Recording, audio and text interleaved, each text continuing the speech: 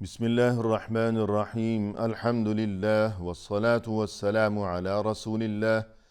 وعلى آله وأصحابه أجمعين أما بعد ناظرین کرام السلام علیکم ورحمۃ اللہ وبرکاتہ۔ مسلمان کے شب و روز کے عنوان سے اس پروگرام کے ہمراہ ہم آپ کی خدمت میں حاضر ہیں۔ آج کی اس ملاقات میں ہمارا موضوع گفتگو ہے قریبی رشتہ داروں کے ساتھ حسن سلوک کی ضرورت و اہمیت۔ قرآن کریم میں اللہ سبحانہ و تعالی نے اپنے بندوں کو مخاطب کرتے ہوئے یوں ارشاد فرمایا وَاتَّقُوا اللَّهَ الَّذِي تَسَاءَلُونَ بِهِ وَالْأَرْحَامَ إِنَّ اللَّهَ كَانَ عَلَيْكُمْ رَقِيبًا۔ تم ہمیشہ ڈرتے رہو اس اللہ سے کہ جس کے نام پر تم آپس میں ایک دوسرے سے سوال کیا کرتے ہو، یعنی تمہارے دلوں میں اللہ کی اس قدر عظمت ہے اور اس قدر عزت و احترام ہے جب تمہارے دلوں میں اس اللہ کے لیے کہ ہمیشہ مشکل مواقع پر تم آپس میں جب ایک دوسرے سے کسی چیز کا سوال کیا کرتے ہو، کچھ مانگتے ہو تو اللہ کا نام لیا کرتے ہو، اللہ کا واسطہ دیا کرتے ہو تم۔ اور یہ کہ بڑی مشکل آن پڑی ہے، آپ اس میں یوں کہتے ہو کچھ مانگتے ہوئے کہ میں بڑی مشکل سے دو چار ہو گیا ہوں، بڑی پریشانی میں مبتلا ہو گیا ہوں، تمہیں اللہ کا واسطہ میری مدد کر دو، میری فریاد سن لو۔ تو جب دلوں میں اس قدر عظمت ہے اللہ کے لیے، اس قدر عزت و احترام ہے تمہارے نزدیک اللہ عز و جل کے لیے، تو پھر اس بات کا لازمی تقاضا یہی ہے کہ تم اللہ سے ڈرتے رہو اور تمہارا عمل اور یہ تمہاری تمام زندگی بھی اللہ کی مرضی کے مطابق ہی بسر ہونی چاہیے۔ اور دوسری بات جس کا حکم دیا گیا اس آیت میں وہ یہ کہ والارحام،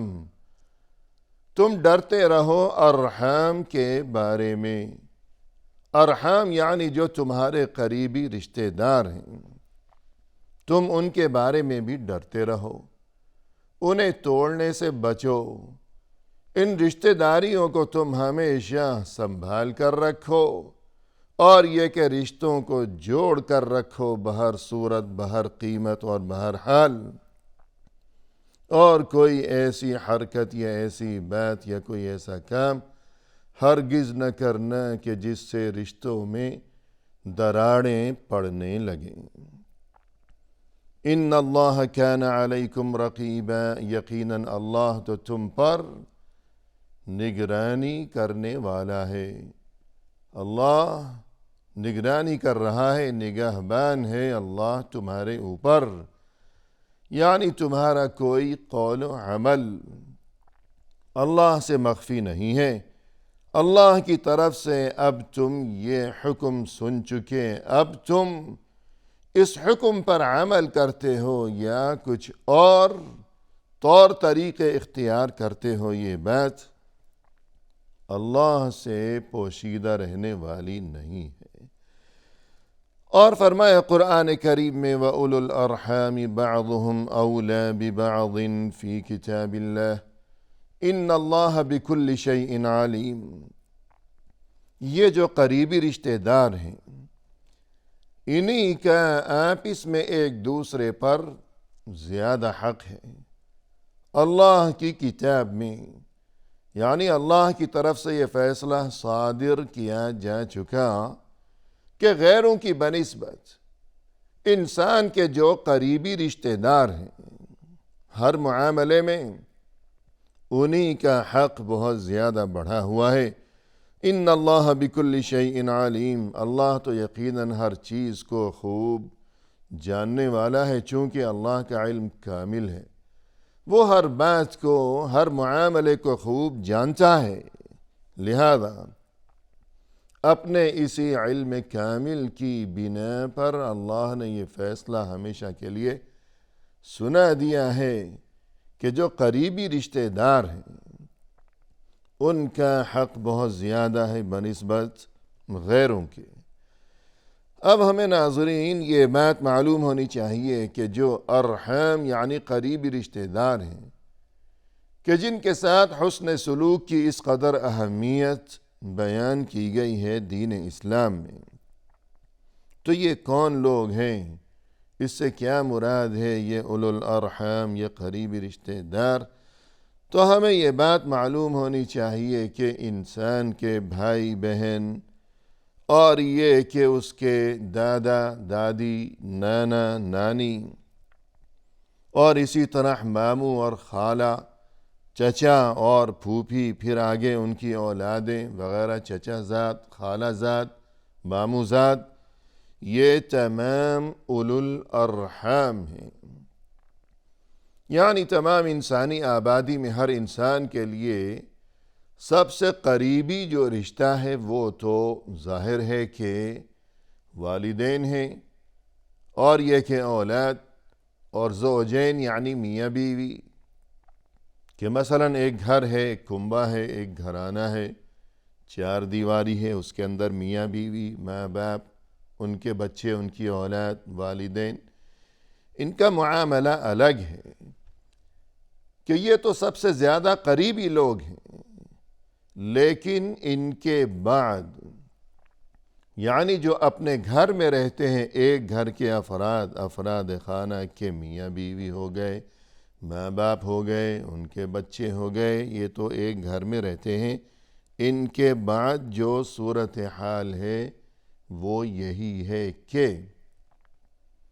تمام انسانی آبادی میں انسان پر جو اولو الارحام ہیں ان کا حق سبھی سے زیادہ ہے۔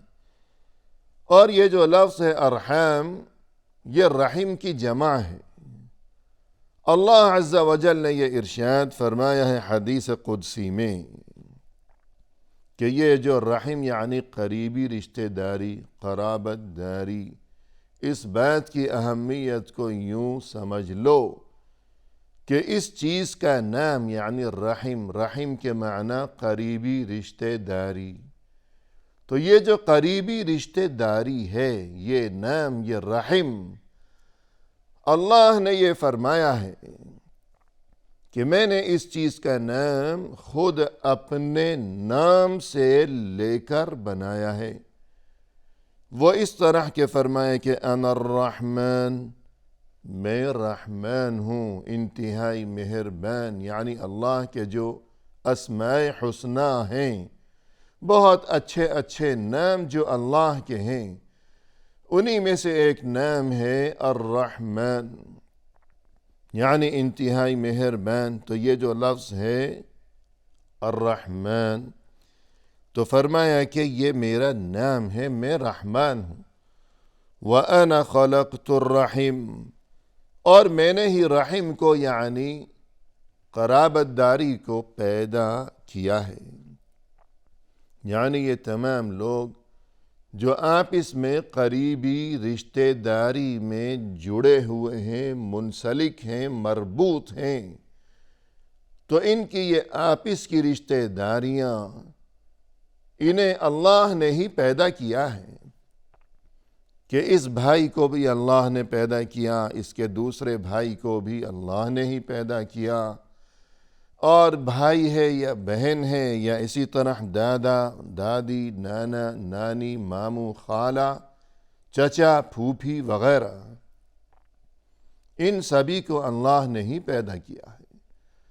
اور اللہ نے ہی انہیں ان رشتہ داریوں میں جوڑ رکھا ہے۔ تو رشتہ داری کا نام رحم، یہ چیز اللہ نے ہی پیدا فرمائی ہے،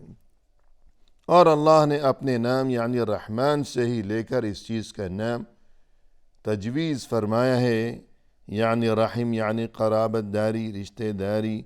واشتققت لها من اسمی، میں نے اپنے نام رحمان سے ہی رحم یعنی رشتہ داری کا نام چنا ہے۔ فمن وصلها وصلته ومن قطعها قطعته۔ اب سن لو یہ بات، جو کوئی اس رشتہ داری کو جوڑ کر رکھے گا تو پھر میں اسے بھی جڑا ہی رہنے دوں گا، اور جو کوئی اس رشتہ داری کو توڑ دے گا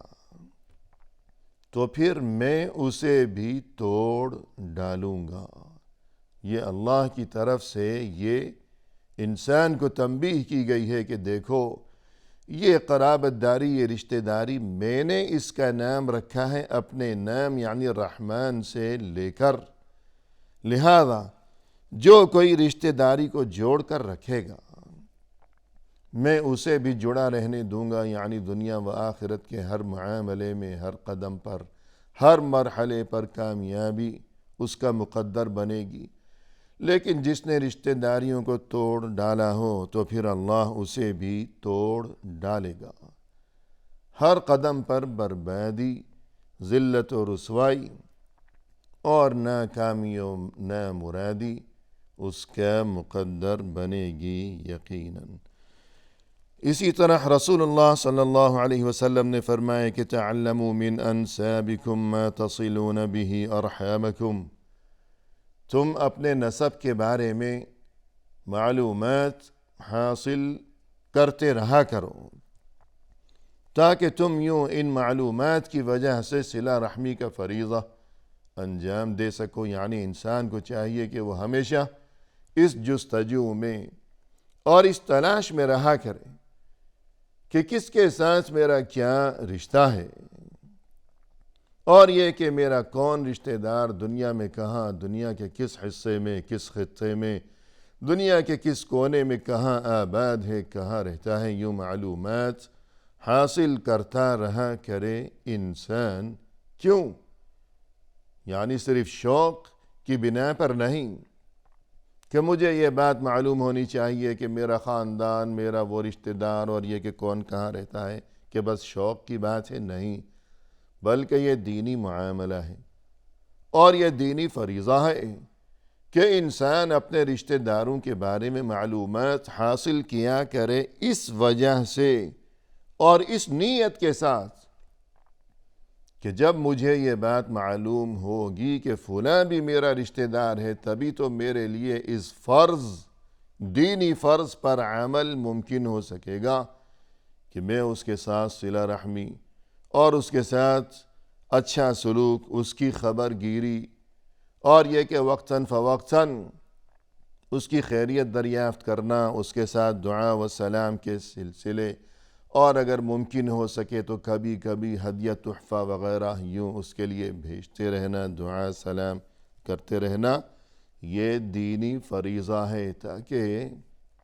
اس فریضے کی ادائیگی انسان کے لیے ممکن ہو سکے۔ یوں اس نیت کے ساتھ انسان کو چاہیے کہ وہ اپنے قریبی رشتہ داروں کے بارے میں معلومات حاصل کرتا رہا کرے۔ اور یہ کہ دین اسلام میں ہمیں یہ بات معلوم ہونی چاہیے کہ یہ جو صلہ رحمی ہے، نہ صرف یہ کہ یہ دینی فریضہ ہے جیسا کہ ابھی ہم نے گفتگو کی، اس سے بھی بڑھ کر یہ کہ یہ انسان کے لیے ایمان کی علامت ہے، ایمان کی نشانی ہے، اور یہ کہ ایمان کا ایک حصہ ہے یہ بات کہ انسان اپنے قریبی رشتہ داروں کے ساتھ ہمیشہ رشتہ جوڑ کر رکھا کرے۔ رسول اللہ صلی اللہ علیہ وسلم نے فرمایا من كان يؤمن بالله واليوم الآخر فليصل رحمه، دیکھو جو کوئی اللہ پر اور قیامت کے دن پر ایمان رکھتا ہو تو اسے چاہیے کہ وہ رشتہ داروں کے ساتھ اچھا سلوک ہی کرتا رہے، کہ ایمان کی یہ نشانی ہے، ایمان کا یہ حصہ ہے کہ یوں فرمایا کہ اللہ پر اگر ایمان ہے، قیامت کے دن پر اگر ایمان ہے کہ ایک دن قیامت کا آئے گا، اللہ کے سامنے ہر کوئی کھڑا ہوگا، یوم یقوم الناس لرب العالمین، پھر اپنے ہر اچھے برے چھوٹے بڑے قول و عمل کا وہاں جواب دینا ہوگا،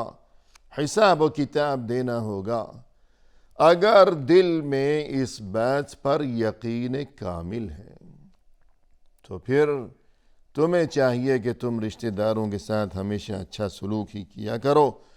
اور یہ کہ ہمیں یہ تعلیم بھی دی گئی ہے کہ انسان اپنے بچوں کو بھی اس بارے میں بتایا کرے۔ ایسا نہ ہو کہ بچوں کو خبر ہی نہ ہو کہ ہمارے کون کون رشتہ دار ہیں، کہاں کہاں آباد ہیں، تو والدین کو چاہیے کہ وہ بچوں کو بھی اس بارے میں باخبر رکھا کریں۔ کیوں؟ بچوں کے فائدے کی خاطر، کہ بچہ کل بڑا ہوگا تو اسے یہ خبر ہونی چاہیے کہ کون میرا رشتہ دار ہے، کہاں ہے، تو وہ اس کے ساتھ صلہ رحمی کر سکے، یوں اپنے لیے دونوں جہانوں میں خیر و خوبی کا سامان کر سکے۔ اسی طرح دین اسلام میں ہمیں یہ تعلیم دی گئی ہے کہ رشتہ داروں کے ساتھ حسن سلوک کے معاملے میں ایسا نہیں ہونا چاہیے کہ انسان انتظار میں بیٹھا رہے کہ فلاں جب میرے ساتھ کوئی بھلائی کرے گا یا جب وہ مجھ سے ملے گا، مجھ سے کوئی دعا سلام کرے گا تبھی میں جواب دوں گا۔ ایسا نہیں ہونا چاہیے، بلکہ تمام رشتہ داروں میں سے ہر ایک کی یہی کوشش رہنی چاہیے ہمیشہ کہ دوسرا کیا معاملہ کر رہا ہے میرے ساتھ، اس سے قطع نظر میرے پیش نظر ہمیشہ یہ بات رہنی چاہیے کہ میرا جو فرض ہے میں اپنی فکر کروں، میں اپنے آپ پر رحم کروں، میں اپنا فرض پورا کروں، میں نے اپنی قبر میں جانا ہے، اور یہ کہ میں نے اپنے بارے میں جواب دینا ہے۔ لہذا ہر ایک کو چاہیے کہ وہ رشتہ داروں کے ساتھ حسن سلوک کے بارے میں انتظار میں نہ بیٹھا رہا کرے کہ اگر وہ دعا سلام کرے گا تو میں جواب دوں گا۔ ایسا کرنے کی بجائے ہمیشہ پہل ہی کرنی چاہیے۔ فرمایا رسول اللہ صلی اللہ علیہ وسلم نے لیس الواصل بالمکافئ، وہ انسان در حقیقت صلہ رحمی کرنے والا نہیں ہے کہ جب کسی دوسرے رشتہ دار نے اس کے ساتھ کوئی بھلائی کی تو اب یہ بس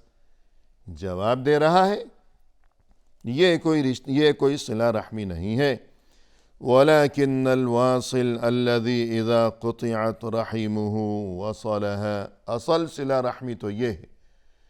کہ اگر دوسرا اس سے رشتے کو توڑ کر بیٹھا ہوا ہو تب بھی انسان کو چاہیے کہ وہ بھی جواب میں رشتہ توڑنے کی بجائے اس کے ساتھ ہمیشہ رشتہ جوڑنے کی کوشش ہی کیا کرے۔ دوسرا ہمارے ساتھ کیا کر رہا ہے اور کیا نہیں کر رہا وہ جانے، اللہ جانے، اس نے خود اپنے عمل کا اللہ کے سامنے جواب دینا ہے، ہم نے اپنے عمل کا جواب دینا ہے اللہ کے سامنے۔ لہذا ہمارا جو فرض ہے یعنی ہمیشہ پہل کرتے رہنا اور قریبی رشتہ داروں کے ساتھ صلہ رحمی اور اچھا سلوک کرتے رہنا، یہ دین اسلام میں ہم سبھی کے لیے بہت اہم ترین فریضہ ہے۔ وآخر دعوانا ان الحمد للہ رب العالمین۔